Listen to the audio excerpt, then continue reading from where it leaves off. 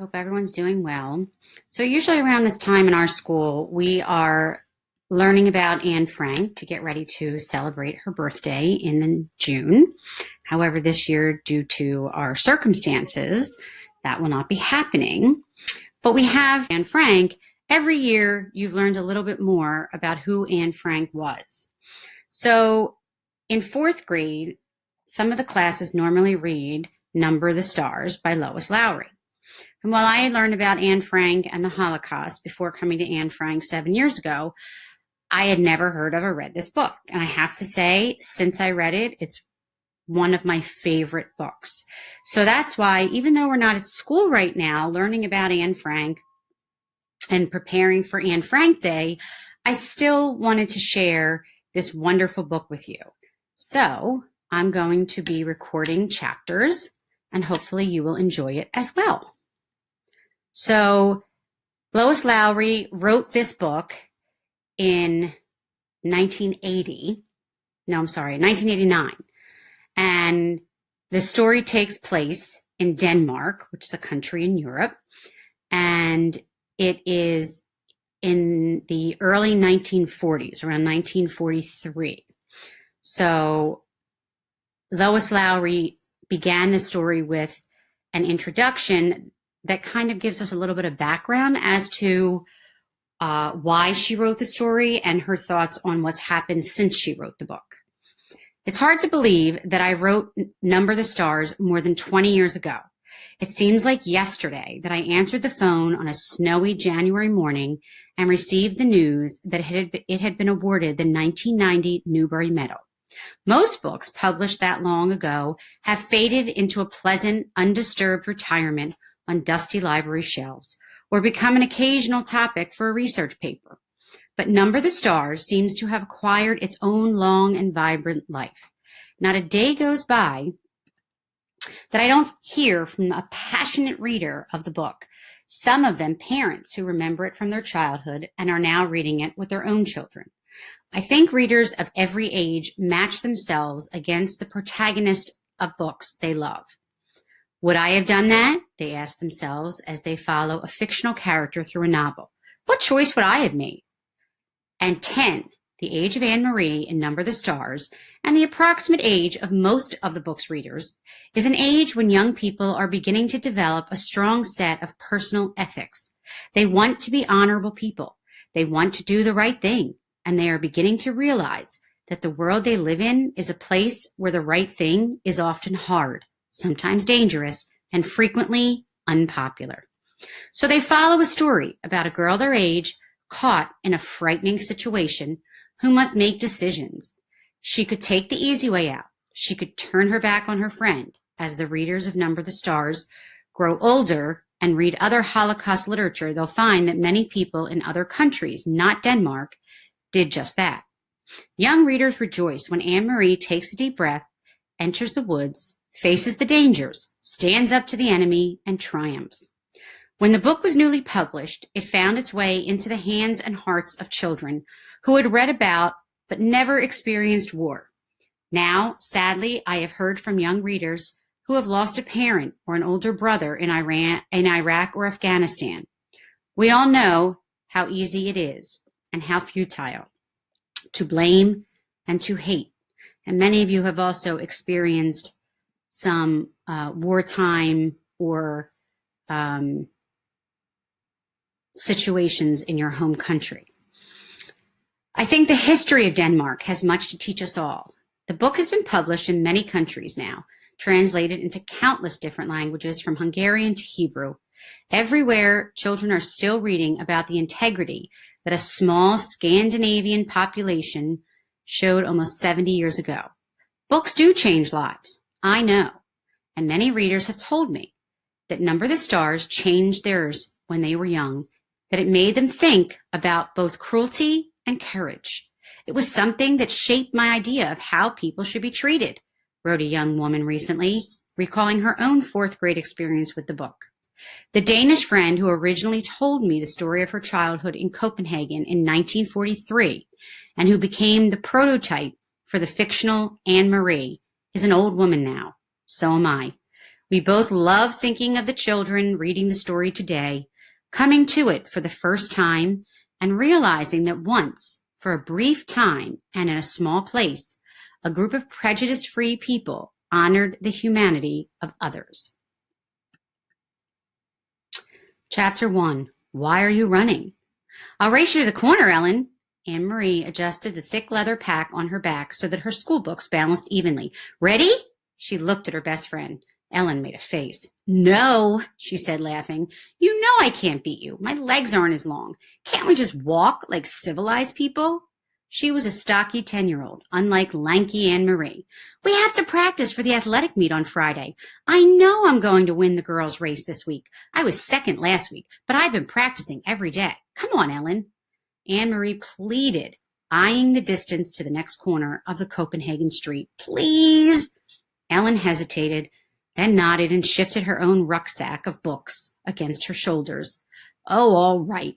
Ready, she said. Go, shouted Anne-Marie, and the two girls were off, racing along the residential sidewalk. Anne-Marie's silvery blonde hair flew behind her, and Ellen's dark pigtails bounced against her shoulders. Wait for me, wailed little Kirstie, left behind, but the two older girls weren't listening. Anne-Marie outdistanced her friend quickly, even though one of her shoes came untied as she sped along the street called Osterbrogade, past the small shops and cafes of her neighborhood here in northeast Copenhagen. Laughing, she skirted an elderly lady in black who carried a shopping bag made of a string. A young woman pushing a baby in a carriage moved aside to make way. The corner was just ahead. Anne-Marie looked up, panting, just as she reached the corner. Her laughter stopped. Her heart seemed to skip a beat. Halt! The soldier ordered in a stern voice. The German word was as familiar as it was frightening.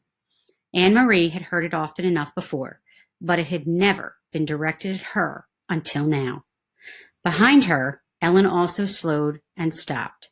Far back, little Kirstie was plodding along, her face in a pout because the girls hadn't waited for her. Anne-Marie stared up. There were two of them.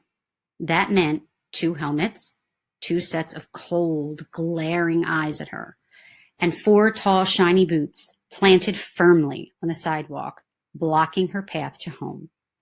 And it meant 2 rifles gripped in the hands of the soldiers. She stared at the rifles first. Then, finally, she looked into the face of the soldier who had ordered her to halt. Why are you running?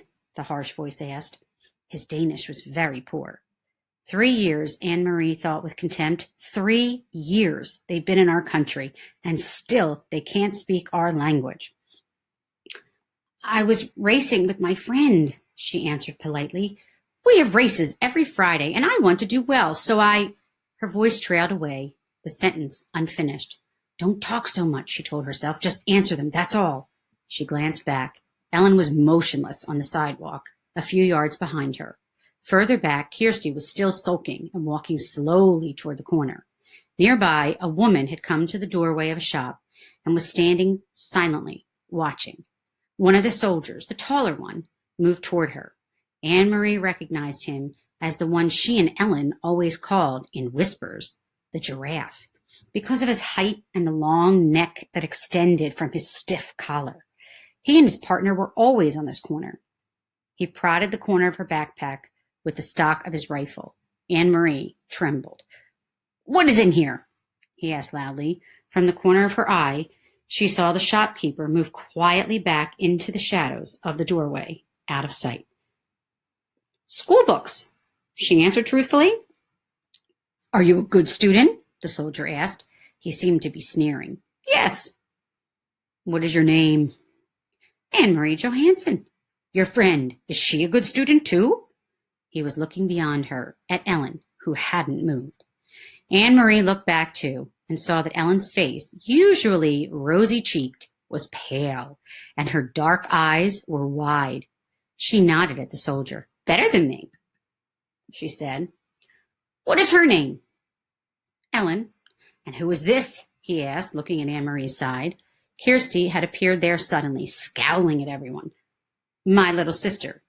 She reached down for Kirstie's hand, but Kirstie, always stubborn, refused it and put her hands on her hips defiantly.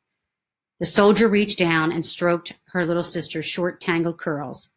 "Stand still, Kirstie," Anne-Marie ordered silently, praying that somehow the obstinate 5-year-old would receive the message. But Kirstie reached up and pushed the soldier's hand away. "Don't," she said loudly. Both soldiers began to laugh. They spoke to each other in rapid German that Anne-Marie couldn't understand. "She is pretty, like my own little girl," the tall one said in a more pleasant voice. Anne-Marie tried to smile politely. "Go home, all of you.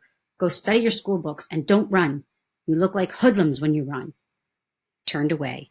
Quickly, Anne-Marie reached down again and grabbed her sister's hand before Kirstie could resist.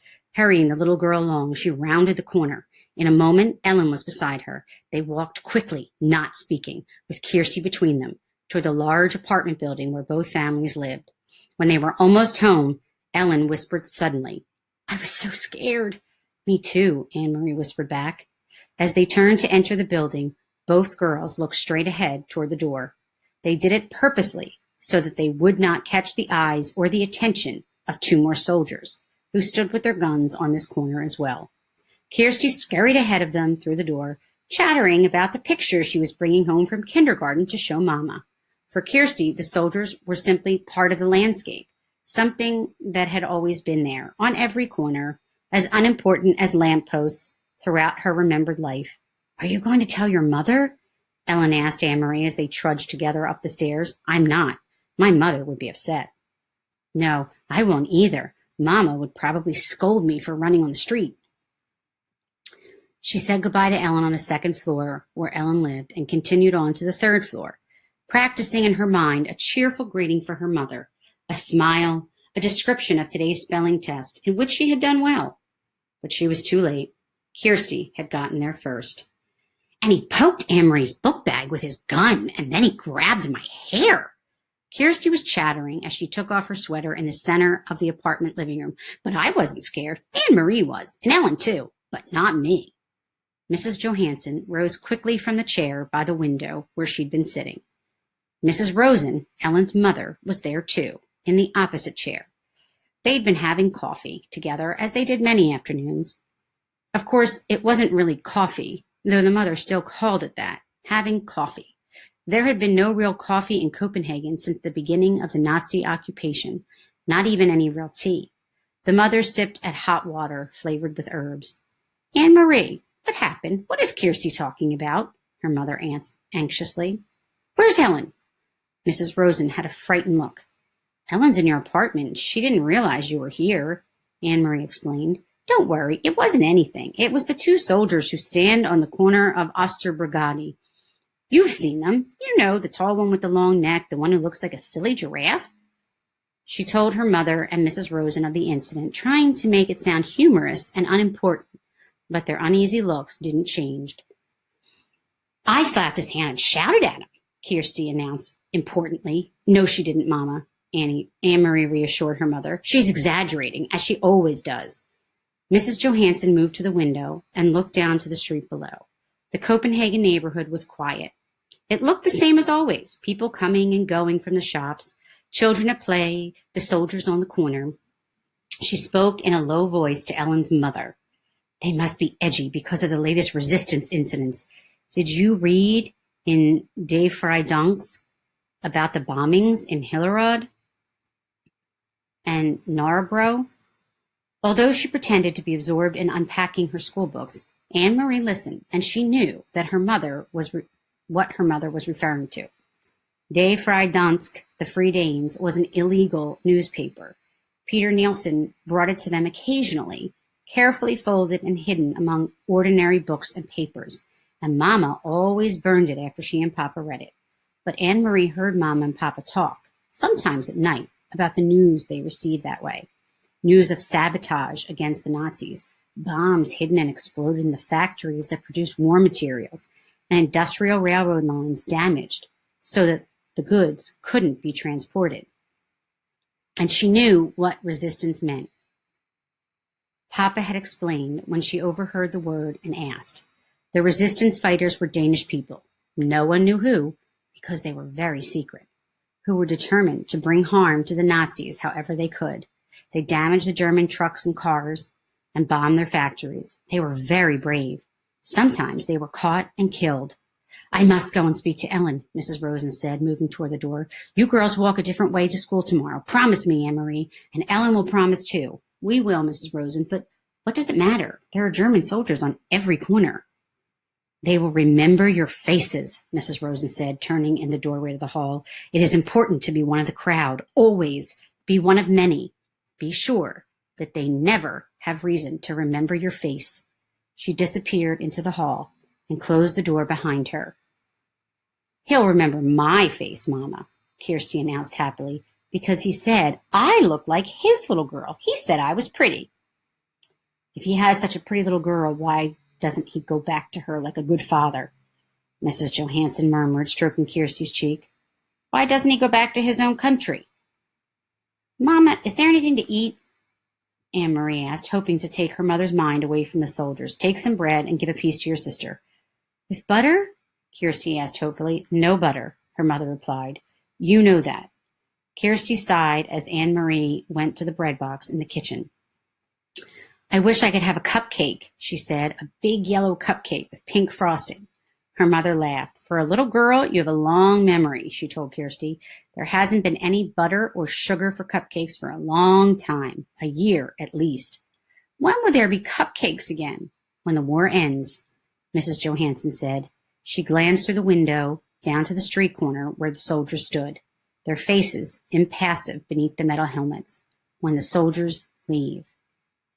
So we've been introduced to Anne-Marie, her friend and her family, and we've had an opportunity to see what life has been like. The Germans are obviously in control of her city, her country, and we've also found out that they don't have certain normalcies like coffee or tea or sugar or butter because the Germans have taken over, so their life has been affected in many ways. So tomorrow I will continue reading with chapter 2, and I hope that you are enjoying the story. Thanks.